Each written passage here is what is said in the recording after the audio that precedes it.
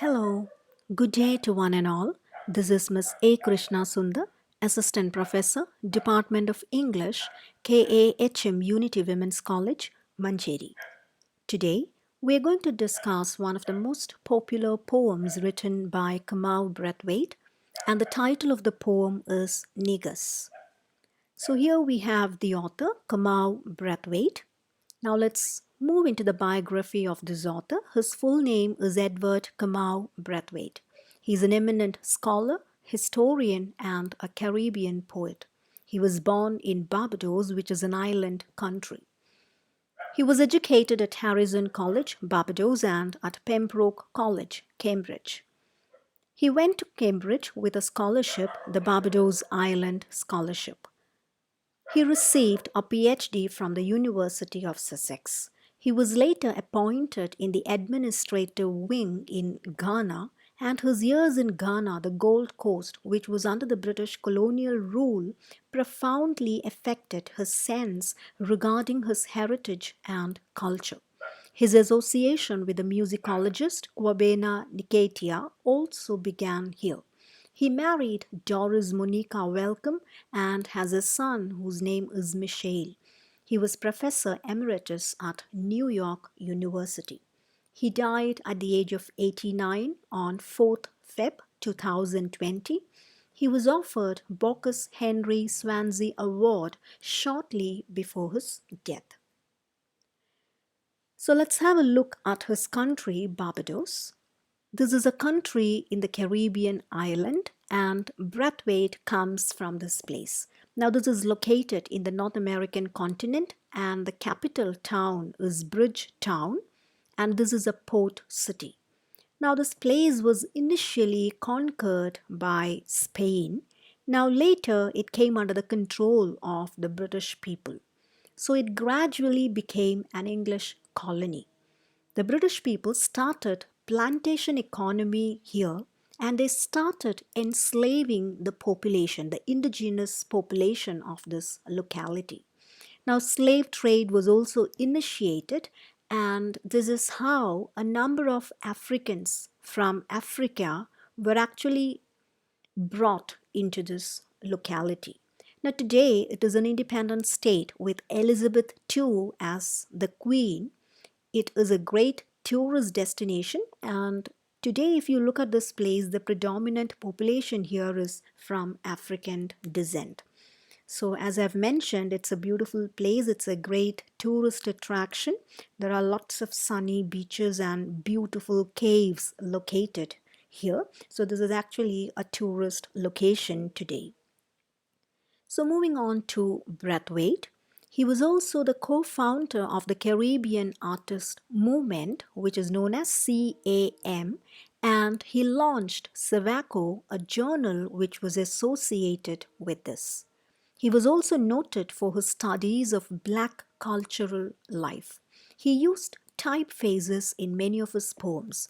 So a typeface is actually a variation in the writing part, which is like extra bold or slightly italics. So those kind of changes, the changes coming in the writing part.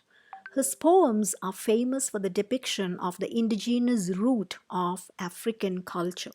His poems reflect the elements of post-colonialism and African history.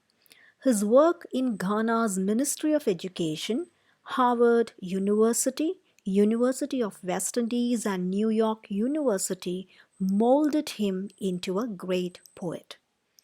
Now, this is how the Publishers Weekly describes his work. Brathwaite's work is omnivorously synthetic, insistently local, sinuously syncopated, and consistently exciting. So moving on to some of the major works written by Brathwaite. Four plays for primary schools in the year 1964, Rites of Passage in the year 1967, Masque in 1968, Islands in 1969, folk culture of the slaves in Jamaica in 1970, the development of Creole society in Jamaica in 1971, and Gods of the Middle Passage in the year 1982. So these are some of the most popular works written by Brathwaite. So coming to the poem Negus, what is this poem about? Now, this poem is about the impact of colonization. It talks about the cultural richness of Africa. On the other side, the poet here is trying to reclaim his culture, heritage, and personal identity. He's also trying to show how a subaltern can speak in his language. I'm sure you might have heard about this term subaltern, which comes in the colonized context. A subaltern in a colonized context is someone who is socially, politically, and geographically excluded from the hierarchy of power. So this poem depicts the complexity of master-slave relationship, colonizer-colonized relationship. So in a way, the poet is trying to problematize identity through language. It is also considered as an anguish of the marginalized. So here is a poem. So if you want to read the entire poem, you can pause and read the entire poem. At the same time, I would be giving the entire poem in the description or maybe in the comment box. Now, there is no second part actually for the poem, but I have written it as second part to make you understand that there is a difference. There is a structural difference, there is a metaphorical difference in the way in which he begins the poem and how he moves in the second part of the poem. So just to make you understand this, I have divided the poem into two parts. Otherwise, there is no division which is actually done by the poet himself. So read the poem completely, at least once or twice, and then move on to the descriptive part. Okay, so getting on to the title, Negus. Now, the poem was published in the year 1969. So, before we step into the poem, let us analyze the title first. Now, what do you mean by the term Negus? Now, there was an Ethiopian ruler whose name is Haile Selassie I, who ruled Ethiopia from 1930 till 1974. And he was known as a defining figure in the history of Ethiopia. He was a crown prince of Ethiopia and he was an icon in the modern Ethiopian history. He was considered as a defender of the realm and he was known as Negusa Nagast, which means the king of kings. Now this is how the Google definition goes.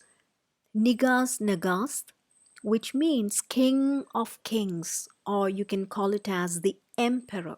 So this is Haile Selassie. So he was a crown prince and he ruled Ethiopia for a very long time. So this is a term which is usually given to the king of kings or an emperor. So it is from this context that the poem gets its title. So moving on, so this term means king or ruler in Ethiopian language, and some articles have suggested that it was from the very same term that the word nigger came up. But we can feel the difference when you use a term in the context. In the previous historical context as Negus, it's a very positive kind of term. It means king or ruler, king of kings, emperor. But at the same time, another word which came from this word, which is nigger, is a term which is used in a derogatory way to refer to a human being or a person from African descent. So moving on to the first part of the poem. So this is how the poem begins. So before that, the poem is divided into two parts, as I have already mentioned. Now the first part is about the impact of colonization. And the second part is about reclaiming one's identity. So this is how the poem goes with its structure. Now, with the impact of colonization, the poet is talking about technology, achievements, science, and religion, which were brought into this world by the colonizer. At the same time, with reclaiming one's identity, the poet is trying to connect with his own cultural history, myth, past, God, etc. So, this is how the poem begins.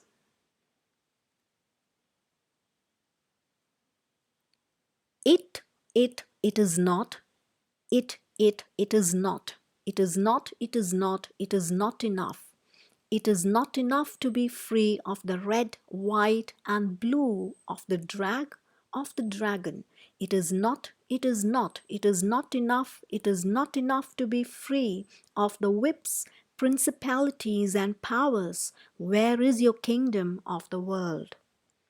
So, if you analyze the structure of the poem, we can understand that it goes in the method of a shouting. So this looks like a revolt against the colonizer. It is actually done in a confrontational tone by the poet. Now, the language used here is English, but the structure that is employed here is African.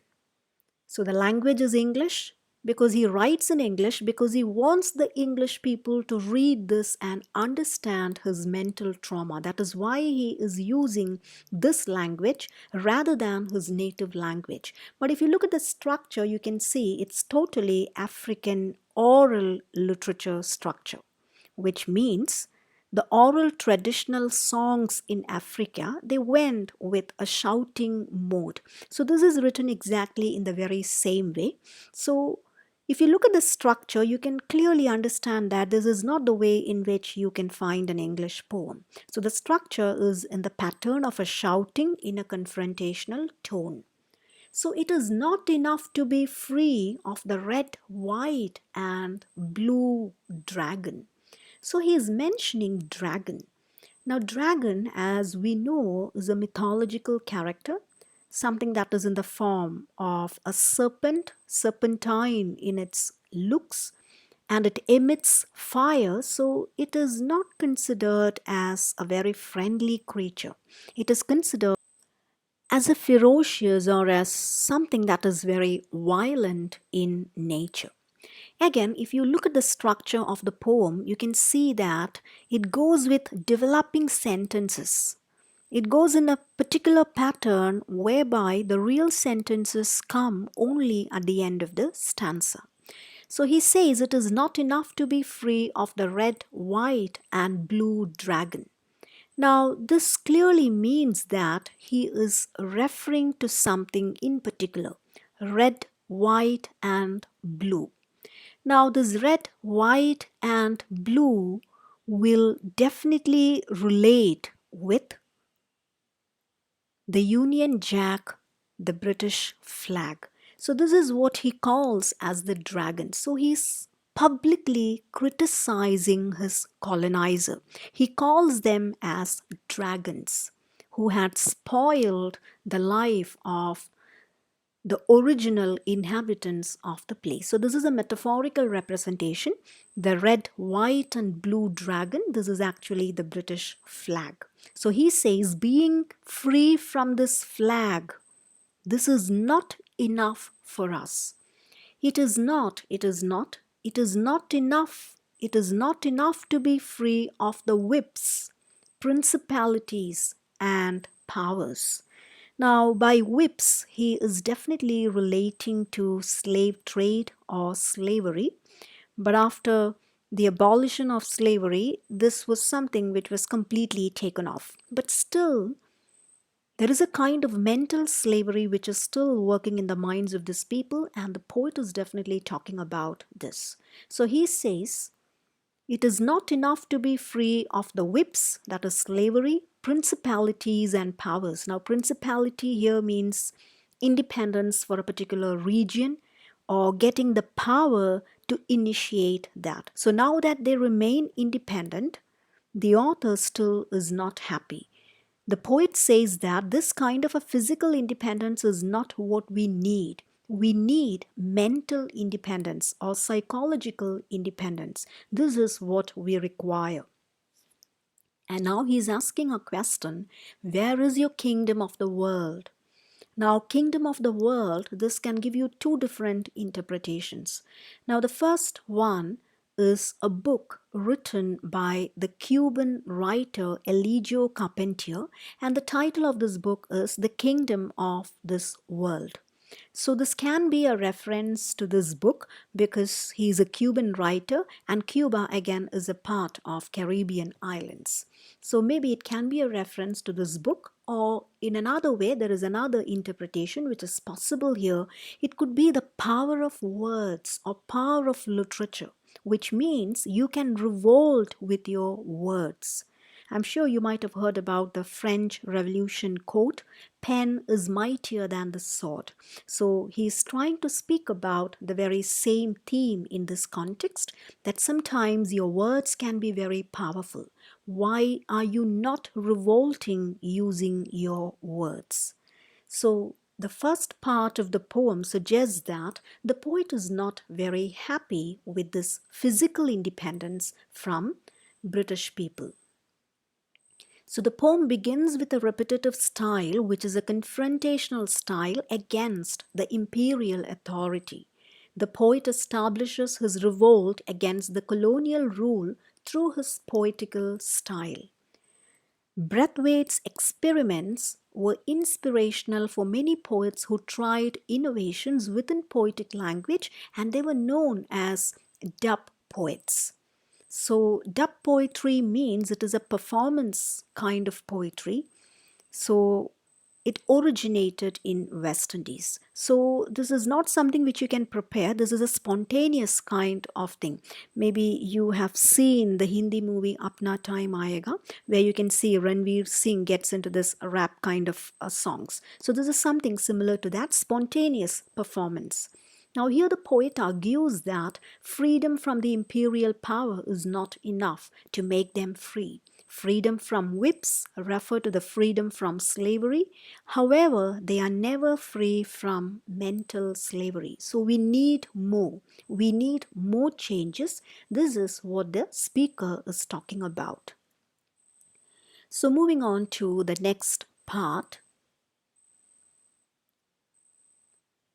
He says, it is not enough to be free of malarial fevers, fear of the hurricane, fear of invasions, crops, drought, fires, blisters upon the cane. So again, he is referring to a number of things which are not directly connected with one's psychology. He says, now we are free of malarial fevers. Now again, these kind of diseases were actually brought into these colonies by the colonizers themselves. But now with science, with the introduction and advancement of new technology and scientific methods, they need not fear these kind of fevers. Now they need not fear of the hurricane, fear of invasions. They need not fear their enemies. They need not fear crops drought. So all these physical kind of difficulties are completely taken away. So in a way, there are a lot of positive things happening here. Now fires, blisters upon the cane. So sometimes the entire granary can get into a fire and the entire food products too can be lost. So this kind of a tension or this kind of a fear is no more, because the colonizers have actually brought in a lot of technological advancements.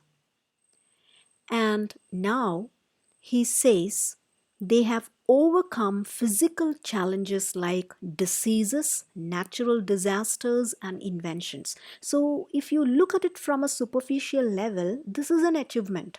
This is indeed an achievement. But if you look at it from the perspective of the inhabitants of that locality, someone like the poet, they are not considering this as a great achievement. Instead, they are considering this as an onslaught, a violent onslaught on their culture and heritage. It is not enough to tinkle to work on a bicycle bell when hell crackles and burns in the 14-inch screen of the lap of the Japanese constructed United Fruit Company imported hard cell. So he's again talking about the different achievements that the people had gained. He says that it is not enough to tinkle to work on a bicycle bell. So many people have started getting jobs. If you remember, I have already told you that the British people started the plantation economy there. So many people were employed to work in these organizations and firms. So many people, the local people, got jobs, and as a result, many of them had a bicycle. So they used to travel in this bicycle and they used to go for their work in this bicycle. So if you look at this, all these can be considered as a kind of achievement. But for the author, he is not treating this as any kind of achievement. So the poet continues to suggest how English language and culture dominated Africans even after their liberation. Though the poem is written in English language, the poet makes use of rustic African structure to give more emphasis to his poem. The poem is written as an oral song presenting the oral cultural tradition of the Africans. Now, the colonial powers established their supremacy in medicine and disaster management. However, this is not enough to reclaim the position of the colonized. So, it is not enough to go to work by ringing the bells of their bicycles. Their freedom for their own culture stands of supreme importance rather than this. The Western society's supremacy in the field of science is contrasted here with the traditional mechanisms of the colonized people. Now, technological innovation will not matter until they achieve their own identity through cultural invigoration. Now, this is what the poet is suggesting. So, moving on. So, this is a continuation of the previous stanza. It is not enough to tinkle to work on a bicycle bell when hell crackles and burns in the 14-inch screen of the lap. So 14-inch screen, this is the television of the Japanese constructed United Fruit Company imported hard cell telltale television set, rhinocerously knobbed and cancerously tubed. So he has actually come up with some exploding words here to speak about his agitation.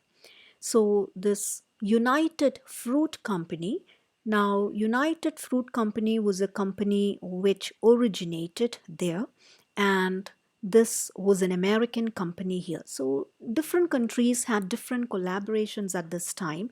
They had collaborations with Japan at this time. They had collaborations with American companies as well. Now, something that is very famous here, or not famous, something that happened in a notorious way here is actually Banana Massacre. We'll come to it. Now, if you look at this companies created by the colonizers, they used violent measures to continue their plantation trade in fruits. So, getting back to the poetic lines, here he talks about bicycle and television. Now, both television and bicycle, both these things can be considered as symbols of technological advancement. So, in a way, these things will help people to lead a comfortable life. Now, he says, when hell crackles and burns in the 14-inch screen of the lap. So there are two interpretations possible here. Now, the very first thing is the nonsense and stupidity that you can see within the television. Because sometimes most of the channels and most of the programs created here come from the European countries. So in a way, their culture is once again imposed on the colonized people through this television. So that is one interpretation. Now the second interpretation can be the visuals of the massacre watched from television. Because we already discussed this banana massacre. In 1928, a group of strikers were shot dead at the Caribbean coast. Now, it is suggested that around 2,000 people were dead and many were wounded during this agitation. So, this showcases the horror behind colonization, the mass killings. Now, this can strike a parallel with the Jallianwala Bagh massacre, which happened in India in the year 1919. So, the second interpretation is that many people saw this massacre happening from the TV channels. So, hell crackles and burns in the 14-inch screen can be a reference to this massacre. So, all said and done, he is talking about these companies present here. Telltale television set, rhinocerously knobbed and cancerously tubed.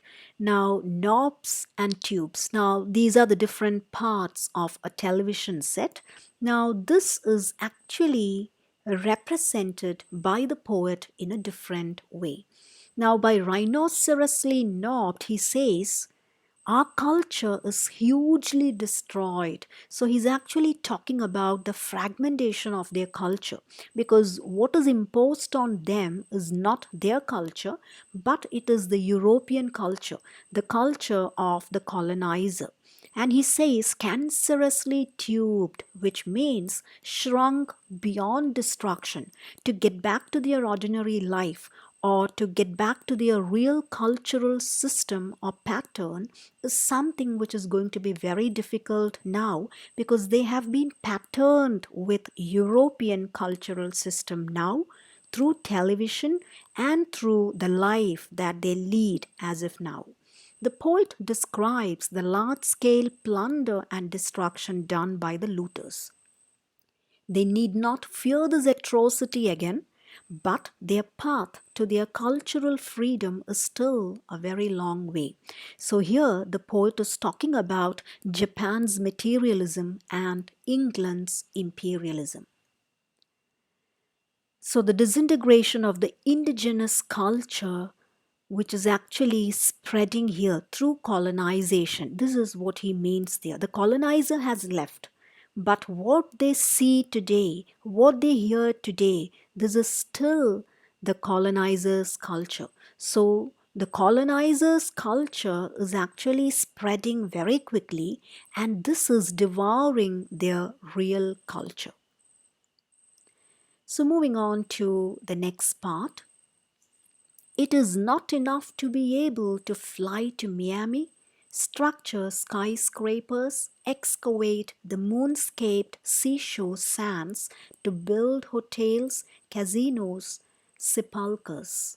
It is not enough to be free to bulldoze God's squatters from the tunes, from their relies, from their tombs of drums. So now he says, it is not enough to be able to fly to Miami, to build skyscrapers, to excavate moon, or to build casinos and huge hotels. Now, Miami is the hub of financial activity at Florida, which is again in United States. So now he says that today the people here can travel to any part of the world. The people here can settle down at any part of the globe. But this is not enough. This is what he tries to suggest here. So the magnificence of the skyrocketing structures within the city is described, but the poet is not really astonished with this structure. Instead, he is lamenting on the fact that he has lost his entire history, past, heritage, and culture of his country. So here you can see the picture. Now this is Miami. This is a part of Florida where you can see all these skyrocketing kind of structures. So he says that it is very easy to get into these places. It is very easy to settle down in these places. It is easy to build hotels, casinos, and sepulchres. So maybe if you settle down in these countries, you will die in these countries as well. So sepulchre here is actually a burial ground, something like a tomb, but something which is of more grandeur and pomposity. So here he says maybe we can go to these places, we can settle down in these places, we can lead a beautiful life there, city life, and we can end our life in the very same place. But this is not what the poet wants. He is not a person who enjoys this scientific, technological advancement of the city people. He wants to get back to his own homeland with his cultural ties. Now again, he says it is not enough to be free to bulldoze God's quarters from their tunes. To bulldoze, you know what a bulldozer is used for. So he says it is not just enough that the British people had left here after wiping out the common people. So, bulldozing from their tunes means tune here stands for the culture, their history. So, these people are completely severed from their cultural history. So, wiping their culture completely. From their relies means from their ties. This could be their ties with the past, their ties with the culture, their ties with the other people of the same locality. So the British people had already cut off their ties from their tombs of drums. Now, drum has got a specific role in the life of Africans. So we'll come to that later. So here, the promise given by the colonizer. So the promise of colonization is always a city life with a lot of technological advancement. And that promise has been fulfilled here. Now these people have got jobs, they have got all technological advancements like television, bicycle and all these stuff. But the author says this is not what we want. What we need here is a reclaiming of the cultural elements. So he says the promise of colonization or the promise of a city life is not what we want. The poet goes on to argue about the monumental success reaped by the Western society in material pursuits. A part of this triumph has indeed affected the colonized group also.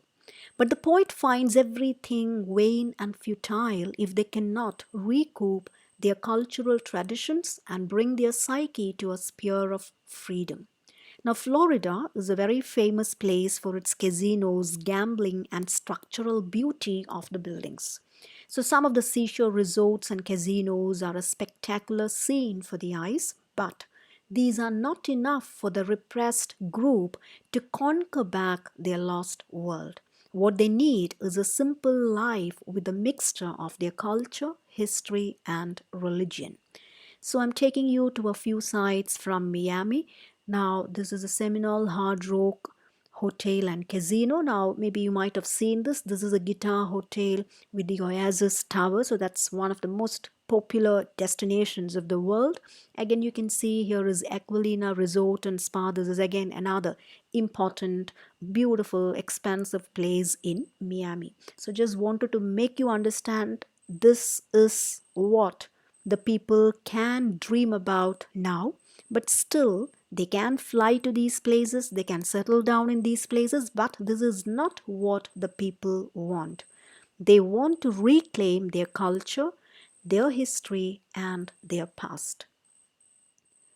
So, moving on to the other concept, there was a mentioning of the tombs and drums. So, I would like to take you to this point. Now, drum, as we have mentioned before, drums have got a very strong role in African history. So the concept of djembe, you pronounce it as djembe. Now this djembe in Africa is actually a part of their culture. I'm sure you might have seen this at least in some TV channels or in Discovery channels and all with the tribal groups. So this is something which is very important. This is a part of their cultural life. Now here you can see a man who is actually using this drum.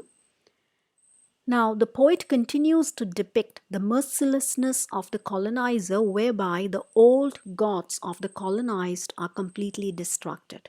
So, their trust is completely negated, even from the tombs of drums, which means that drum is a traditional cultural icon of African people, but today they are very much away from this. Now, drums are symbolic in African tradition. They cover the physical, spiritual, and emotional part of their life. Now, these drums are used to communicate, to persuade, to mourn, and to celebrate. So, they are used at the times of war and peace, birth and death. So, this has got a symbolic relevance in the history of African people. But with the coming up of these colonizers, this kind of traditions are actually getting negated. They are fading out. So, moving on to the next part, it is not enough to pray to Barclay's bankers on the telephone, to Jesus Christ by shortwave radio, to the United States Marines by rattling your hip bones. So he says it is not enough to pray to Barclay's bankers on the telephone.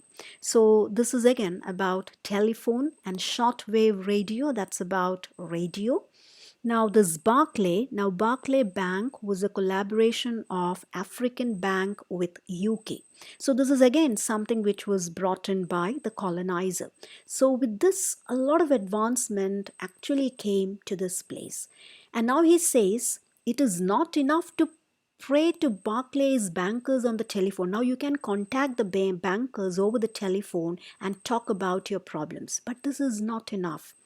To Jesus Christ by shortwave radio. So maybe this could be sermons or preachings in relation to Christianity which you can hear from radio.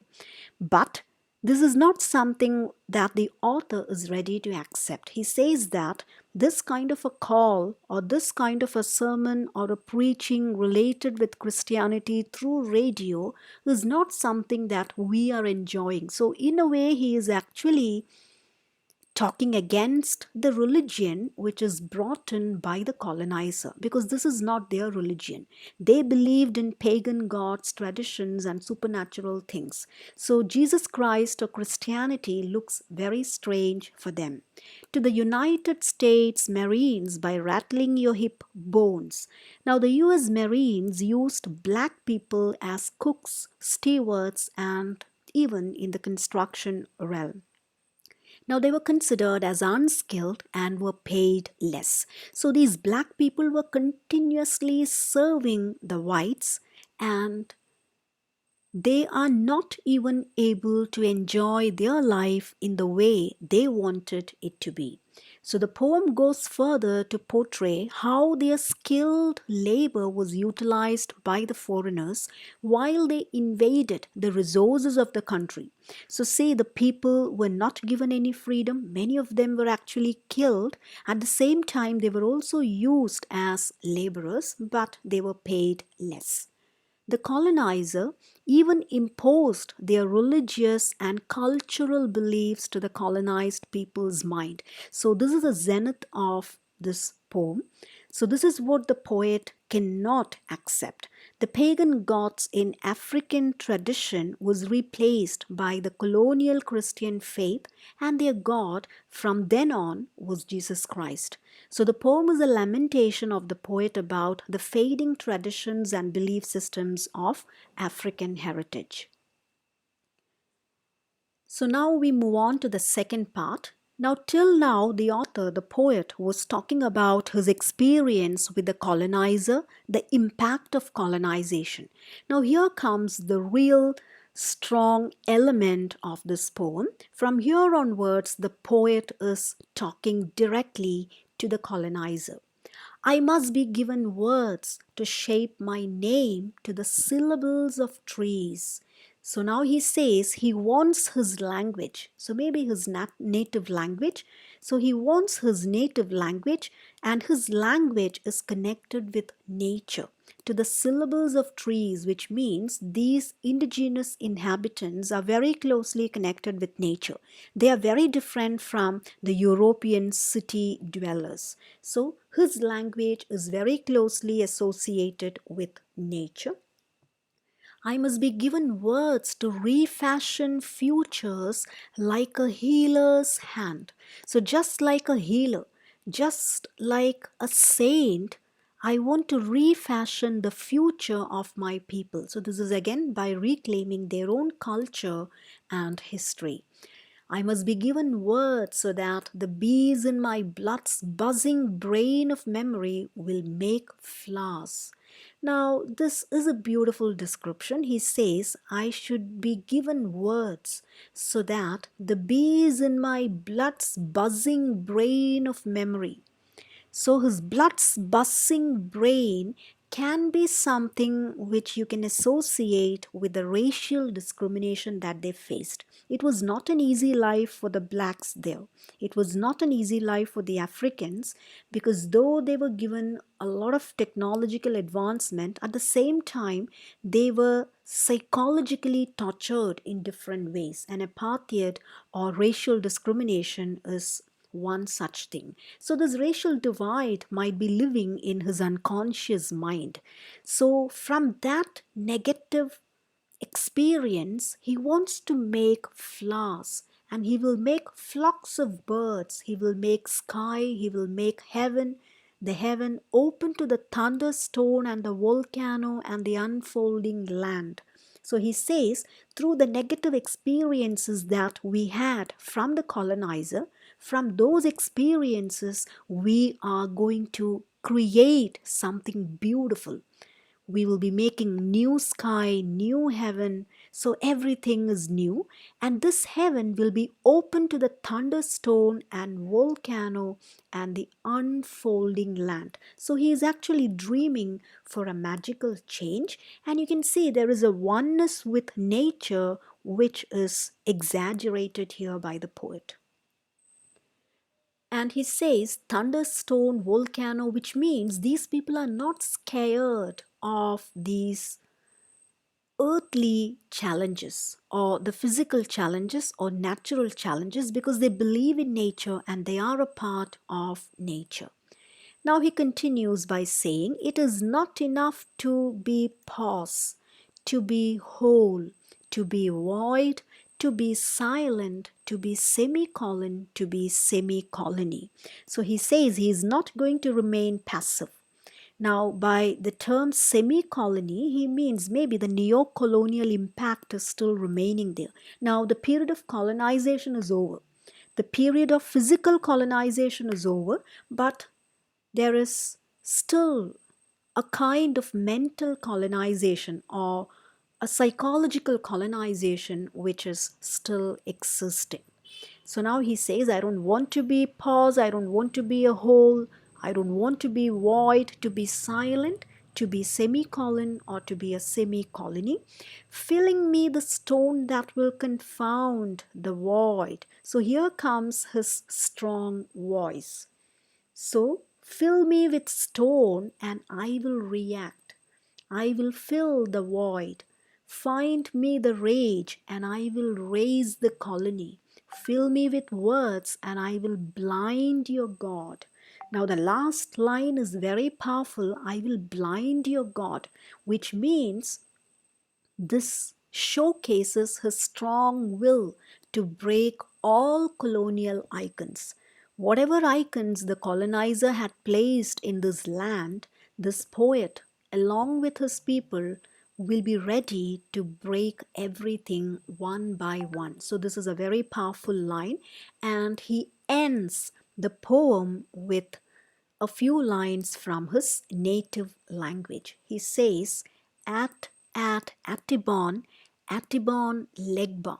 Now, this Legba, Atibon Legba, is a deity of this indigenous cultural group. So, this is actually an invocation to the god to open the doors.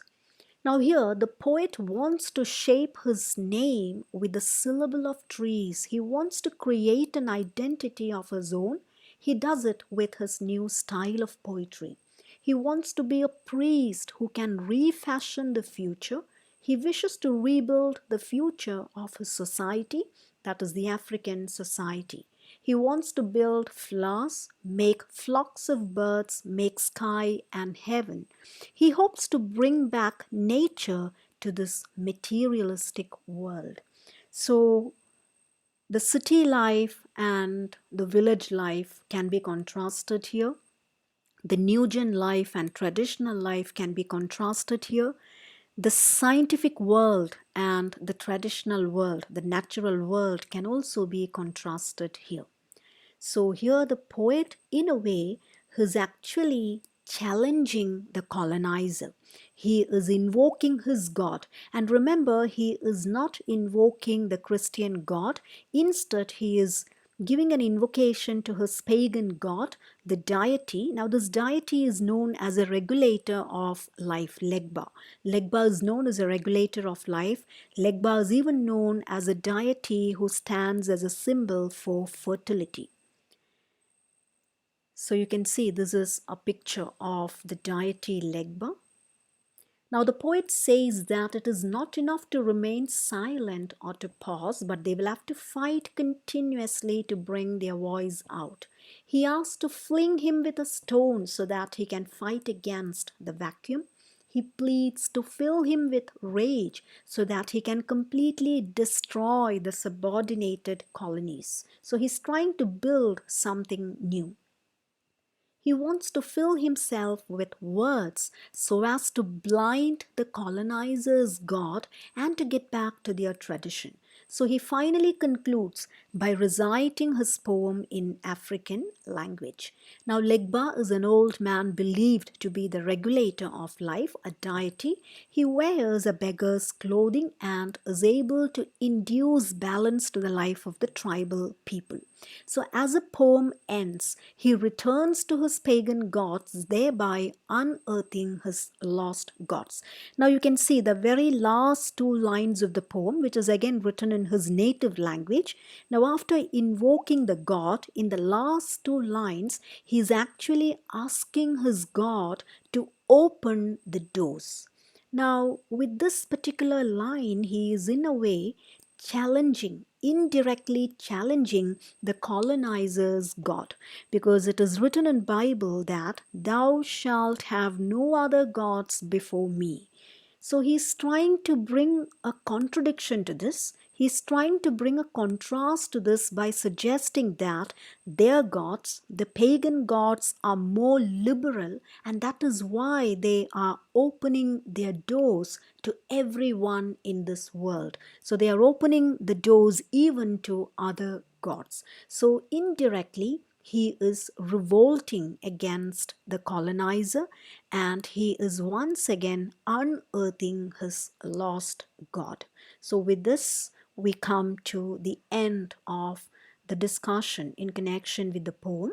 So here are a few questions to think about. Discuss how Brathwaite tries to reclaim his lost heritage. What is the tone of the poem, and what is the attitude of the speaker? How far does the theme of colonization reflect within the poem? Bring out the major images that Brathwaite depicts in his poem. And finally, significance of the title. Now, there are a number of criticisms which came when this poem was released. Now, in a later article, Derek Walcott had suggested that it is not a good poem. This is how Walcott described this poem. Because according to Derek Walcott, this poem, which is actually in the form of a performance, is a concealed insult. This is what he said. He said that this poem is a concealed insult, and he criticized this poem vehemently. So please read the poem once again. So thank you very much for your patient listening. In case if you have got any doubts or any suggestions or if you need more assistance, please feel free to get connected with me in my email ID. So thank you very much. Thank you.